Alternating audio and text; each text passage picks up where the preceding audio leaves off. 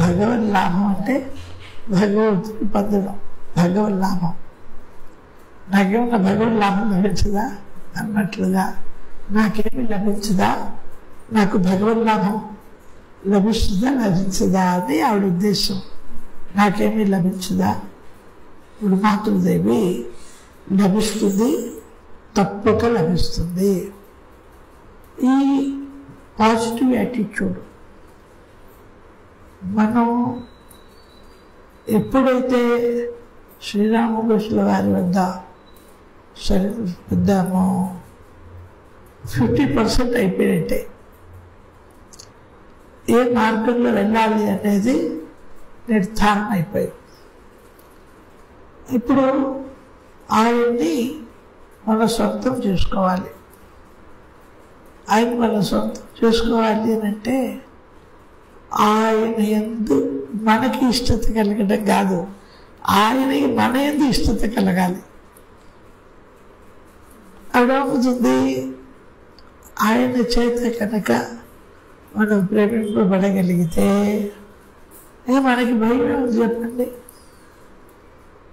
మార్జాల కిశోర న్యాయము, మర్కట కిశోర న్యాయము అని రెండు ఉన్నాయి. పిల్లల్ని తన నోటితో పట్టుకుంటుంది. పట్టుకోవడమే కాదండి, అది ఎగురుతుంది, దూకుతుంది. పిల్లికి ఇసుమంత కూడా నొప్పి ఉండదు, భయం ఉండదు, కుయ్యి కూడా అనదు. ఆ తల్లి చాలా అలవోకగా పళ్ళతో అలా ఖర్చు పట్టుకుంటే మనకే ఆ పళ్ళు దిగుతే ఏమో భయం వేస్తుంది. అలా పట్టుకుంటుంది, జంపు చేస్తుంది, చెట్లు ఎక్కుతుంది, దిగుతుంది, ఇల్లు మారుస్తుంది. పిల్లికి ఏమి సంబంధం లేదు. దానికి తెలుసు తన తల్లి తన మంచి కోసం ఎక్కడికో తీసుకెళ్తున్నది అని నిశ్చింతగా ఉంటుంది. భారం తల్లి మీద వేసేసి. ఇది మార్జాల కిశోర న్యాయం. మర్కట కిశోర న్యాయం ఉంది. తల్లి పట్టుని ఎలా ఖర్చుకుంటుంది, నాలుగు కాళ్ళతోనూ. ఒక్కోసారి వీపు మీదనే కూర్చొని ఎలా ఎంత గట్టిగా ఖర్చుకుంటుందంటే ఆ చెట్టు మీద నుంచి ఒక చెట్టు నుంచి ఇంకో చెట్టుకు దూకినా కూడా ఇది తల్లి వదలదు. కానీ దీనికి అంత గ్యారంటీ లేదు. బాధ్యత దీందే, ఆ పిల్లదే బాధ్యత. పట్టు సడలిందంటే అది పిల్లదే తప్పు, తల్లి తప్పు. అక్కడ పట్టు సడలటం ఉండదు. ఒకసారి ఆ తల్లి పిల్లి పట్టుకునేదంటే ఇక దానికి భయం లేదు. మనం ఈ మార్జాల విశ్వవిద్యాలయాన్ని మనం ఫాలో అవ్వాలి. ఆయన చేతికి మనల్ని ఒప్పగించాలి, ఇంకా ఆయనే చూసుకుంటాడు. పిల్లవాడిని తీసుకొని వెళ్తున్నప్పుడు వాడు చీర కొమ్ము పట్టుకుంటాడు. ఎక్కడో చీర కొమ్ముని ఒక చోట పట్టుకుంటాడు, అంతే. ఏమనుకుంటాడు వాడు? నేను తల్లిని పట్టుకున్నాను అని అనుకుంటాడు.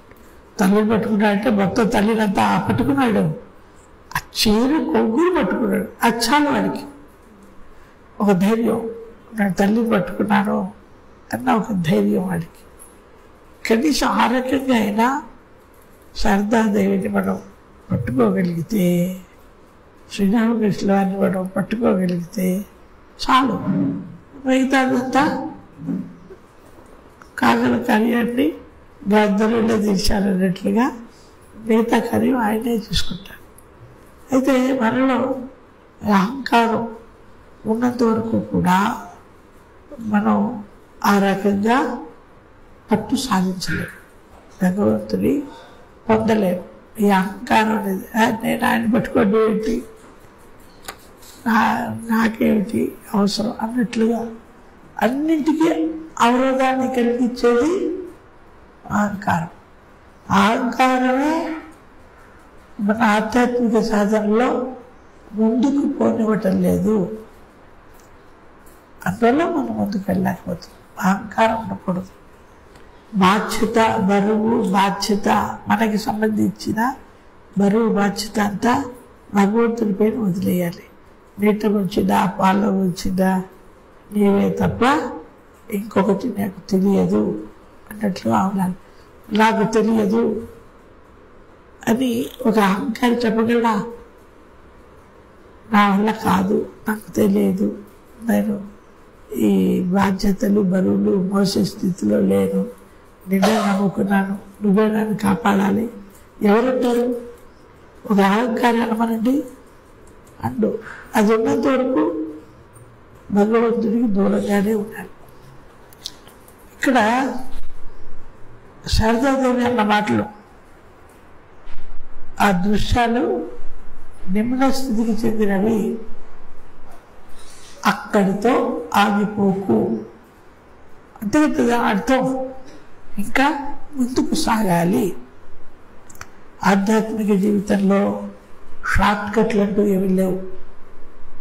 నువ్వు ఎంత తీవ్రతతో సాధన చేసుకుంటావు అంత సత్వరం ఫలితం లభిస్తుంది. అది ఇవాళ లభించవచ్చు, ఈ జన్మలోనే లభించవచ్చు, లేకపోతే ఇంకొన్ని జన్మలు కూడా పట్టవచ్చు. మనకు కావాల్సింది ఆ సీరియస్నెస్. ఆధ్యాత్మిక జీవితం అంటే అలా తప్ప ఆషామాషి వ్యవహారం కాదు. ఆ లక్ష్యాన్నే చూస్తూ ఉండాలి. మనకి ఫుట్బాల్ లెజెండ్ ఒక ఆయన ఉండేవాళ్ళు, పీలే అని అర్జెంటీనా అతను, మీరు వినే ఉంటారు. పీలే ఫుట్బాల్ లెజెండ్, బ్రహ్మాండం ఆయన. మీరు విన్నారుగా పిఈఎల్ఈ పీలే, మీరు ఇంటర్నెట్లో చూడండి. ఆయన కొన్ని వందల గోల్స్ స్కోర్ చేశాడండి, కొన్ని వందలు. ఆయన అడిగారు, ఇన్ని వందల గోళ్ళు మీరు ఎలా చేయగలిగారు అని అడిగారు ఇంటర్వ్యూలో. అప్పుడు ఆయన ఏం చెప్పాడు తెలుసా? నేను గ్రౌండ్లోకి వెళ్ళినప్పుడు ఎంతమంది ఉన్నారు అంటే దాంతో నాకు సంబంధం లేదు. మేము ఇటువైపు వాళ్ళు 11 మంది, అటువైపు వాళ్ళు 11 మంది, మొత్తం 22 మంది ఉంటారు. 22 కాదు, ఇటువైపు 100, అటువైపు 100, 200 మంది పెట్టుకో, నాకు సంబంధం లేదు. నాకు కనపడేవి బంతి, గోలు, ఈ బంతిని ఆ గోల్లోకి తీసుకెళ్ళడానికి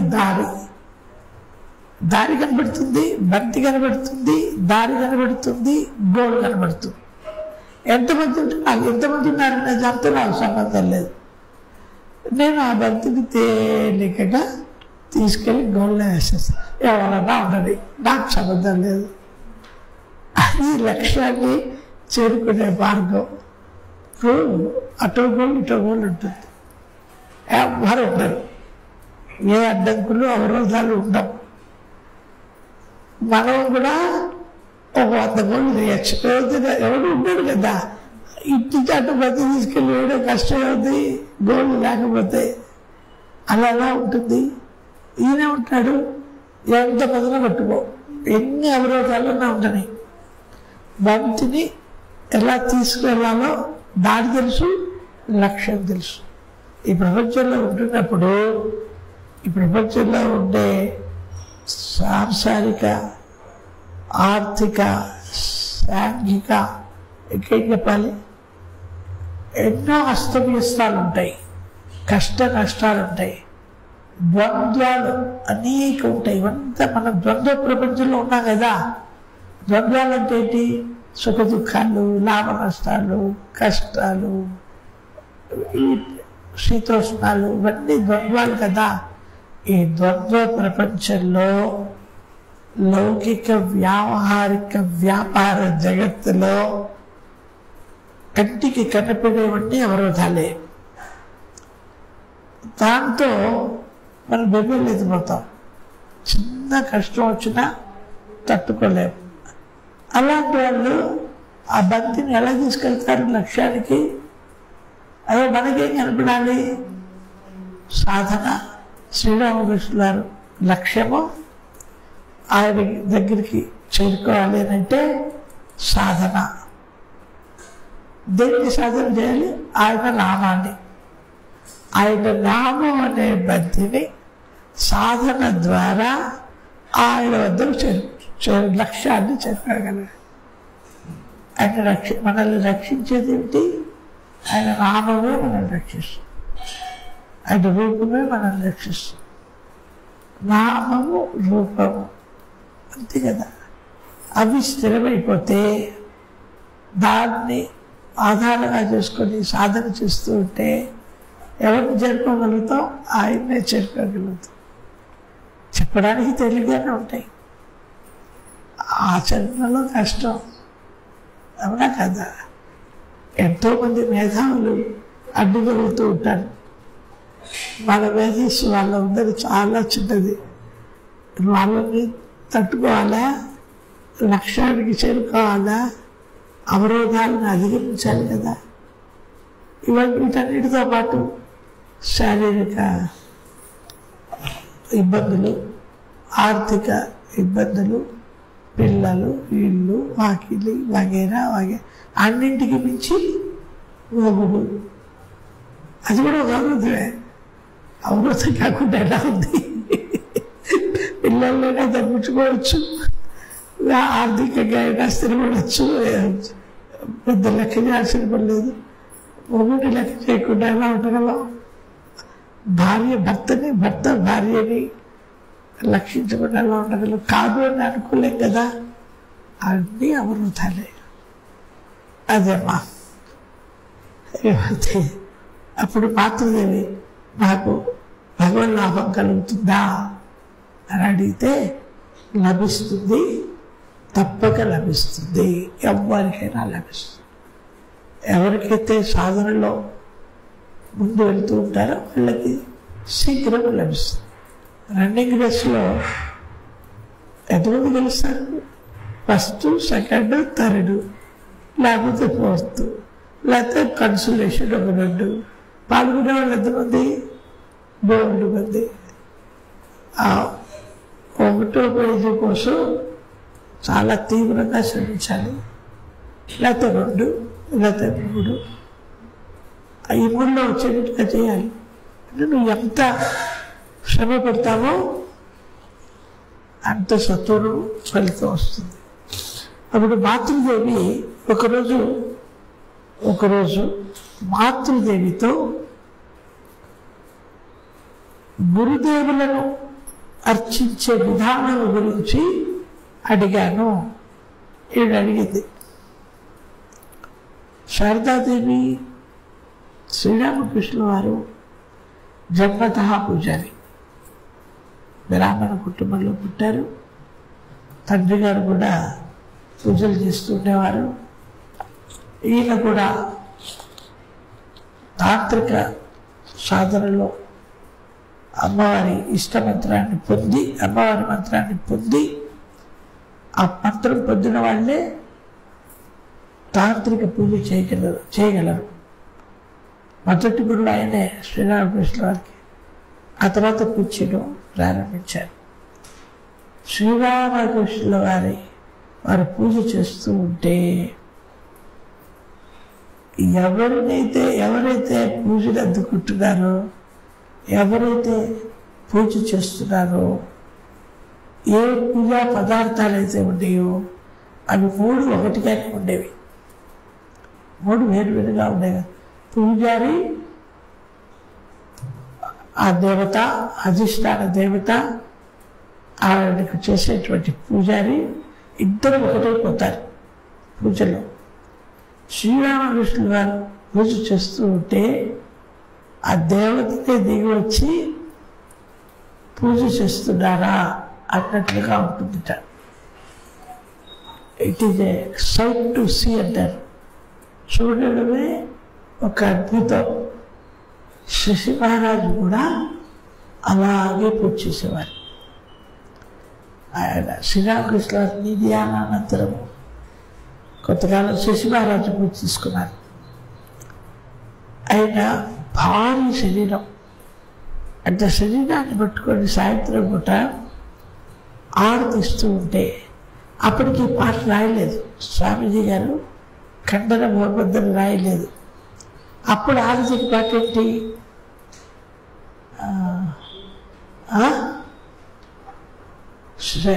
శంకర జయ శివ ఓంకార భజ శివ ఓంకార శంభో శంకర మహాదేవ జయ హర హర ఓంకార అంటూ ఒక పాట ఉంది. ఆ పాట 4 లైన్లే. జయ శివ ఓంకార, హర శివ ఓంకార, శంభో శంకర సాంబ సదాశివ జయ జయ ఓంకార అంటూ ఏదో 4 లైన్లు ఒక పాఠ పుస్తకంలో ఉంది. ఈ 4 లైన్లని గంట సేపు పాఠం జరిగేది. మళ్ళీ మళ్ళీ రిపీట్ చేస్తూ ఉండేవాళ్ళు. ఒక్కొక్క రిపిటేషన్ ఒక్కొక్క స్టైల్లో ఉండేది. ఆయన మైమర్చి ఆరతి ఇచ్చేవారు, వీళ్ళు మైమర్చి పాడుతూ ఉండేవాళ్ళు, చూసేవాళ్ళు మైమర్చి చూస్తూ ఉండేవాళ్ళు. ఆయన అంత భారీ శరీరాన్ని పట్టుకొని లయబద్ధంగా తాళం వేస్తూ, దాంతో చేతితో కాదు కాళ్ళతో, చేతిలో ఆరతి బెల్లు ఉంటాయి కదా, మన తాళాన్ని చేతులతో ఎలా కొడతామో కాళ్ళతో తాళం వేసేవాడు. డాన్స్ అనమాట. కాళ్ళతో తాళం వేస్తూ ఆ పాటలో లీనమైపోయేవారు. చూసేవాళ్ళు కూడా లయ అయిపోయేవారు. అది జయ శివ ఓంకార భజ శివ ఓంకార శంభో శంకర సాంబ సదాశివ హర హర ఓంకార. చూడపాటలో ఉంది జయ శివ ఓంకార పాట. జయాన్ని చూడచు ఆ పాట ఉండేది. ఇదంతా ఎందుకు చెప్తున్నానంటే, పూజారి ఆ దేవత వాళ్ళిద్దరూ ఒకటైపోయేవారు. రామకృష్ణుల వారు కూడా కూర్చోండి అలాంటి పూజనే చేసేవారు. చదవమ్మా.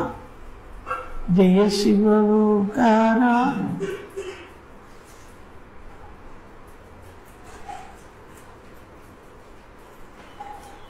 జయ శివ ఓంకార. మీరు చదవండి.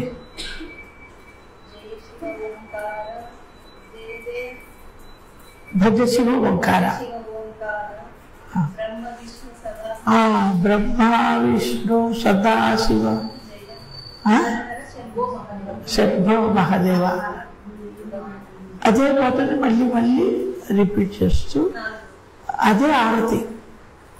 4 లైన్లే. నేనే పాడచ్చమ్మా. ఆవిడ పాడారే, మీరు పాడారే, ఆ పాట నేనే పాడచ్చు. నేను పాడితే ఏం జరుగుతుందో తెలుసా? చెప్పండి. ఇప్పుడు నేను ఆవిడ పాడమనకుండా, అమ్మా ఇది వినండి, ఇప్పుడు నేను పాడకుండా ఆవిడనే పాడమన్నాను, నేను పాడచ్చుగా. ఏమవుతుందో తెలుసా?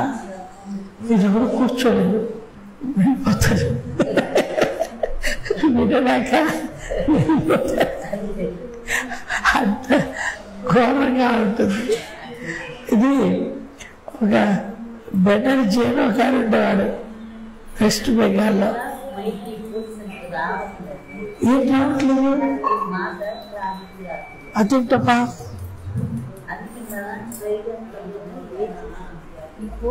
ఇట్లా తిప్పు లేకపోతే అలా ముందుకు చెప్పుకోవచ్చు. ఇప్పుడు చూద్దాం.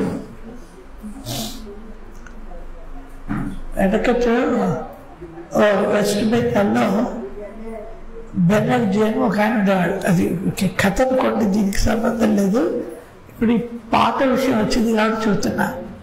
నా గొంతు ఎంత బాగుంటుందో వర్ణించడానికి చెప్తున్నాను. ఆ బెనర్జీ అని ఆయన ఉండేవాడమ్మా. ఇది వినండి తల్లి. ఇంట్రెస్టింగ్గా ఉంటుంది, వినండి. బెనర్జీ అని ఒక ఆయన ఉండేవాడు. ఆయన గొంతు మహాదారుణం, కర్ణ కఠోరం, ఇంకేమన్నా పదాలున్నా వాడచ్చు. అయితే ఆయన దగ్గర బోల్డని డబ్బులు, లక్షాధికారి ఆ రోజుల్లో. ఆయనకు అనిపించింది నేను సంగీతం నేర్చుకుంటే బాగుంటుంది అని అనిపించింది. గొంతు దరిద్రం అయినా డబ్బులున్నాయి కాబట్టి మంచి సంగీత విద్వాంసుని పిలిచి శాస్త్రబద్ధంగా సరిగమనించి కొన్ని సంవత్సరాలు కష్టపడి సంగీతం బాగా నేర్చుకున్నాడు. ప్రోగ్రాంలు ఇచ్చేటంత దాకా నేర్చుకున్నాడు. కానీ ఒక్కళ్ళు కూడా ఆయన పాటలు వినడానికి రావటంలే. చాలా బాధ కలిగింది ఆయనకి. ఇంత కష్టపడి ఇంత డబ్బు తగలేసి నేను ఇన్ని సంవత్సరాల పాటు నేర్చుకున్నానే కానీ నా పాటలు వినడానికి ఒక్కడు కూడా రావట్లేదు, ఏం చెయ్యాలి అని ఆయన దివాన్లో శిష్యులను అడిగాడు, ఆయన పనిచేసే వాళ్ళని అడిగాడు.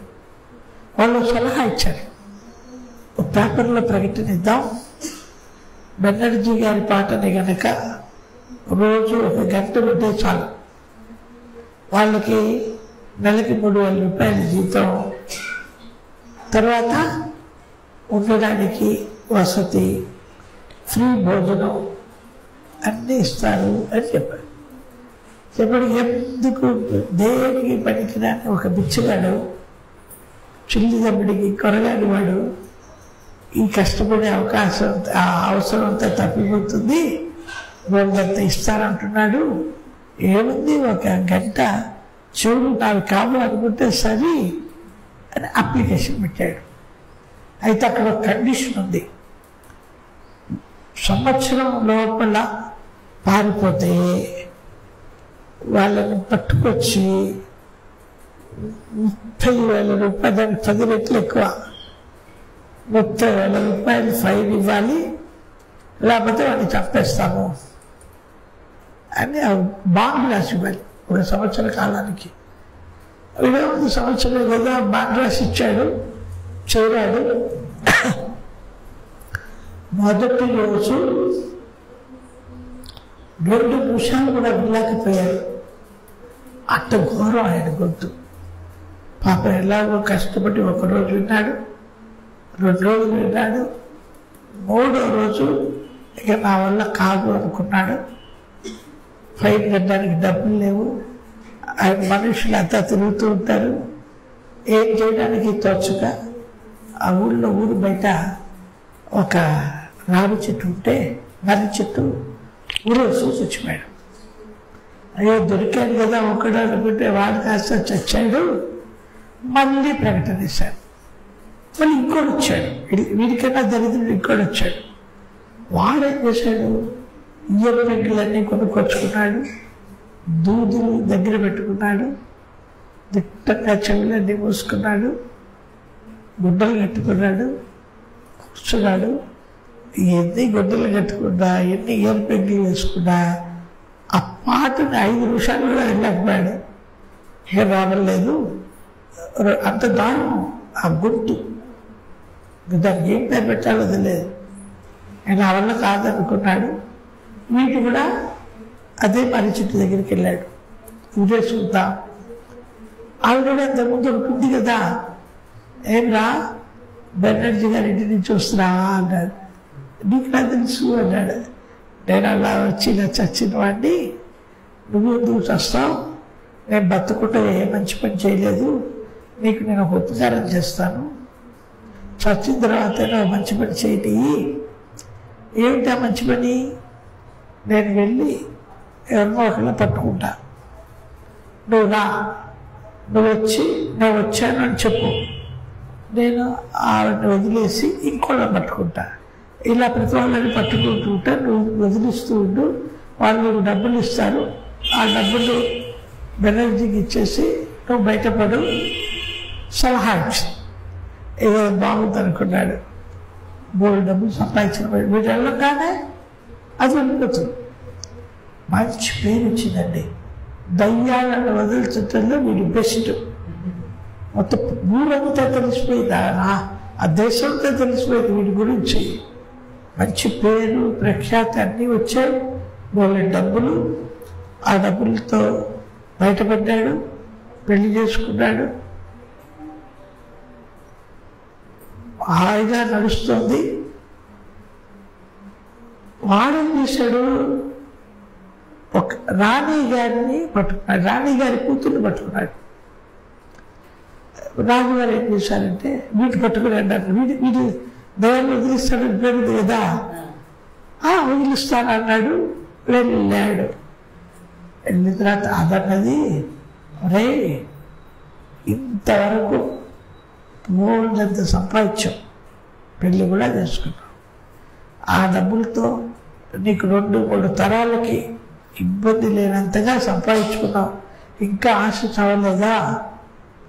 నేను హాయిగా రాణివాసం చూసుకుంటూ ఉన్నాను, హంసతులకి తల్పం బోల్డని పంచవిషపురాణాలు, నా జీవితం సుఖంగా ఉంది, కాబట్టి నేను ఇది వదిలేసి వెళ్ళను, నువ్వు మళ్ళీ రావద్దు, నువ్వు వచ్చావంటే జాగ్రత్త అని హెచ్చరిస్తా.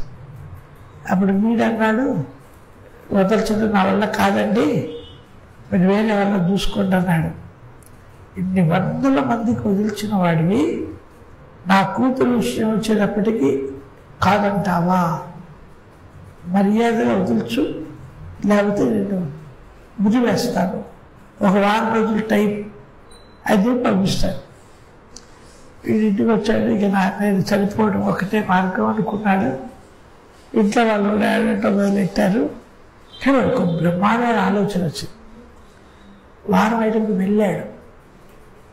ఆ దెయ్యం అంది, రావద్దన్నాను కదా, ఎందుకు వచ్చావని అన్నది.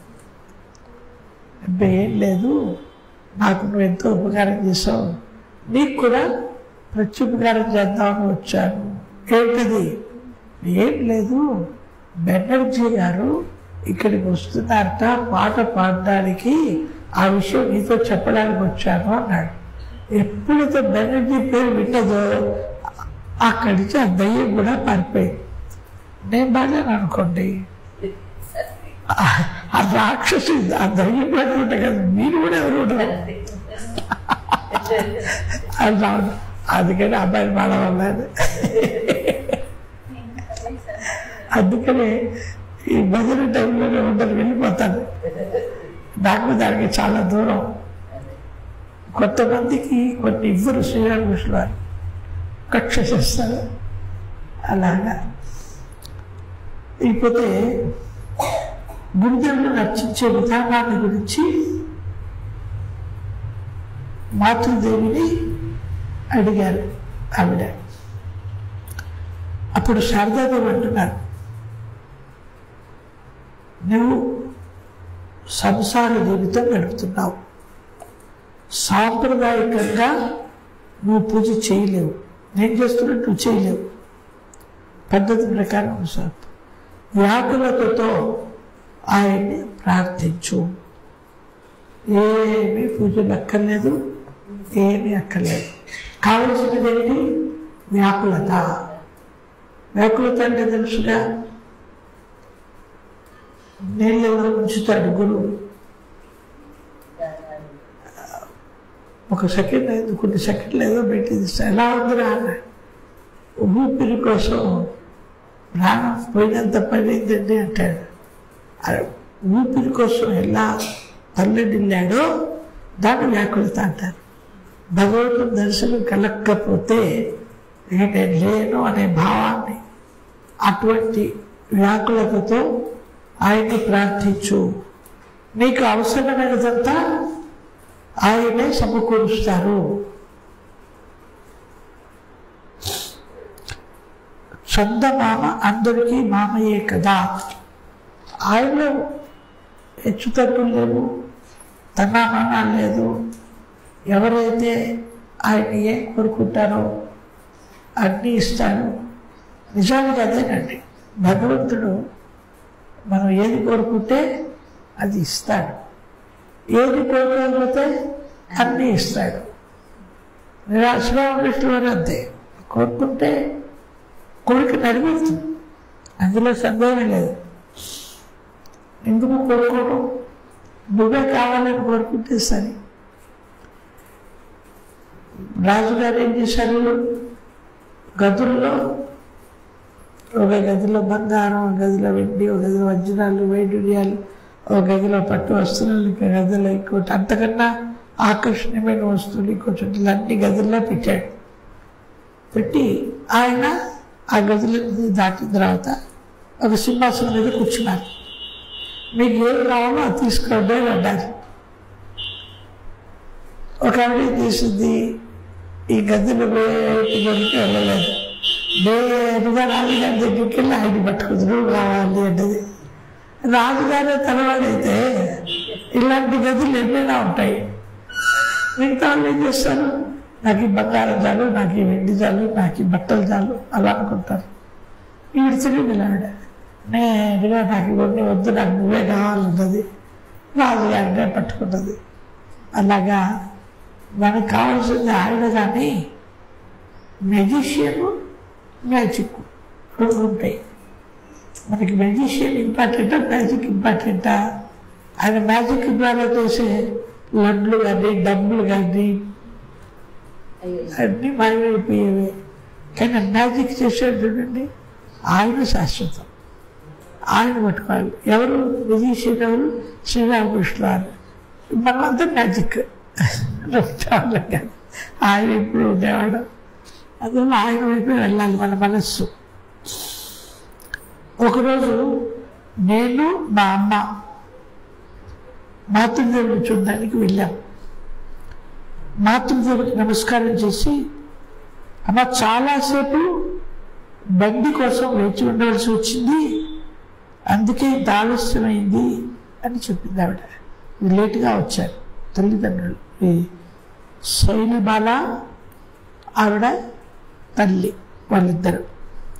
అప్పుడు మాతృదేవి అంటున్నారు, భగవంతుని మొక్కడానికి నువ్వు ఇక్కడికి వస్తున్నావు, బండి బాటుగా చెల్లించి వృధాగా ఎందుకు డబ్బు ఖర్చు చేస్తావు, నడిచేరా అని చెప్పారు.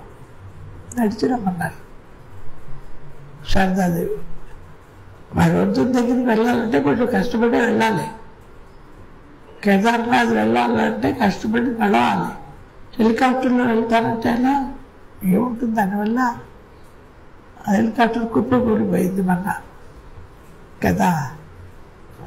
తిరుపతి కూడా నడిచి వెళ్తే అది వేరే. వెనకటి రోజుల్లో అందరూ నడిచి వెళ్ళేవారు. బస్సుల్లో వెళ్ళడానికి భయపడేవాళ్ళు. భయపడి అమ్మో బస్సు అవద్దు వద్దు నడిచి వెళ్తామని వెళ్ళేవాళ్ళు. అవునా కదా. ఒకరోజు మధ్యాహ్నం నేను మా అమ్మ మాతృదేవుని చూడడానికి వెళ్ళాం. అప్పటికి ఆలస్యమైంది. అందువల్ల గోళప్ప వచ్చారు. గోళప్ప అసంతృప్తి వ్యక్తం చేశారు. మీరు ఎప్పుడు పడితే అప్పుడు, ఎలా పెడితే అలా ఈ రావడం ఏమిటి అని కోప్పడ్డారు. దేవుడు వరం ఇచ్చినా పూజారి వరపడ్డా ఆవిడికి సంతోషమే. కానీ ఈవిడ తర్వాత తిట్లు తినాలి.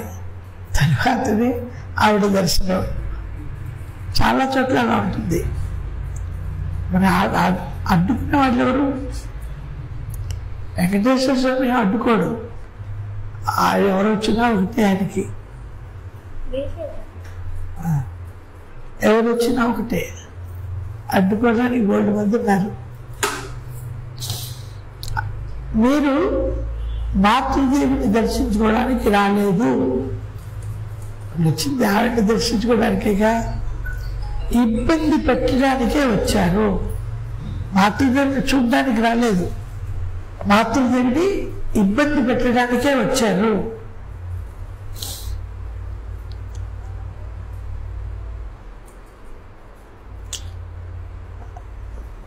వంట పని పూర్తయింది. రావాలి అనుకుంటే ముందుగానే తెలియజేయాలా? వద్దా? మీకు పెట్టకుండా, ఇతరులు ఎలా భోజనం చేయగలరు అని అడిచింది. వచ్చేదాన్ని ముందుగా మాతి చూడడానికి రాలేదు, ఆవిడ ఇబ్బంది పెట్టడానికి వచ్చారు. రెండో లేను ముందుగా చెప్పకుండా ఎందుకు వచ్చావు, పొట్ట అయిపోయింది, మీకు పెట్టకుండా మేమే తింటే అది భావ్యమా, వంట ఎవరు చేస్తారు, రెండు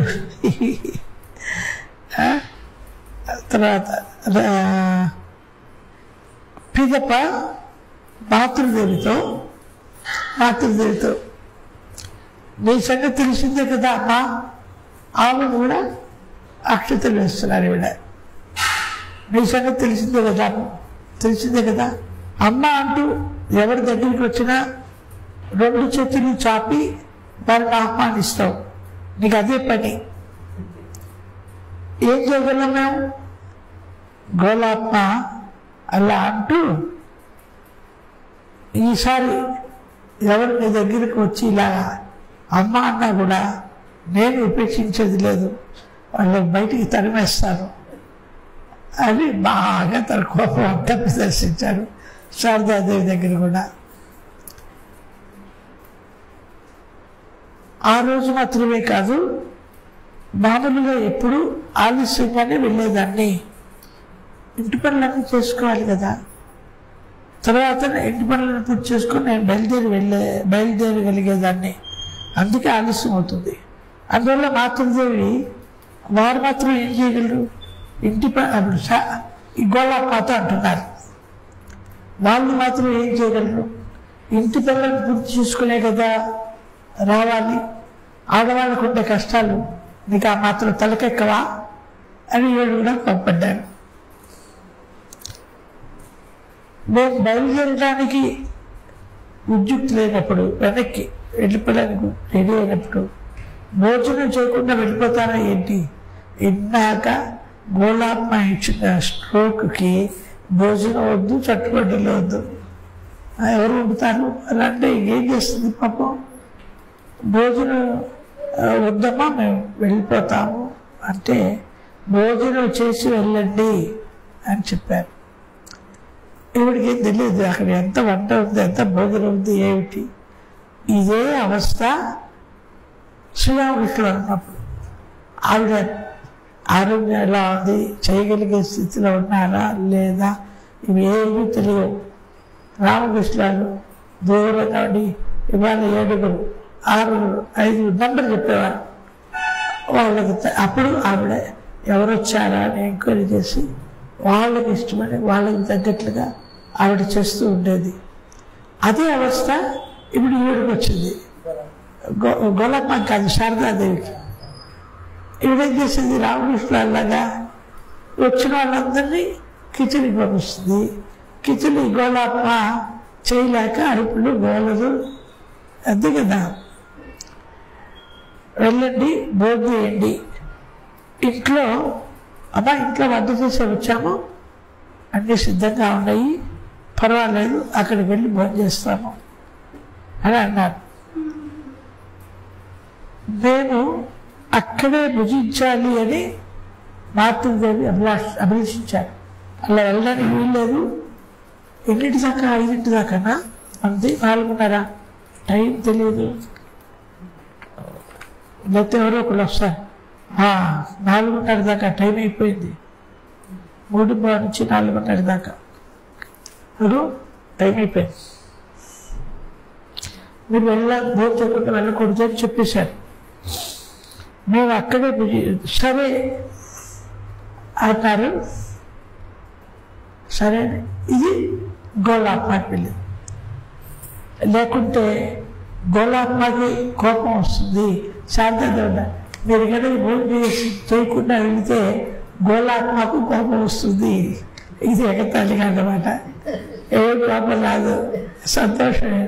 కానీ శారదాదేవి అంటారు భోజనం చేయకుండా వెళితే గోళాత్మకు కోపం వస్తుంది, వెళ్ళిరండి, భోజనం చేసి వెళ్ళండి అంటుంది ఆవిడ. పాపం వీళ్ళకి భయం, అడలాగా వీళ్ళకి భయం. తప్ప అక్కడికి వెళ్ళి కొబ్బరి చెప్పులో కొంచెం ప్రసాదం తీసుకొని సెలవు పుచ్చుకొని ఎవరిని శారదా చూడకుండా ఇంటికి వెళ్ళిపోయారు. ఆడ కూర్చోబెట్టి మొదలు పెట్టడం అనేది జరిగే పని కాదు.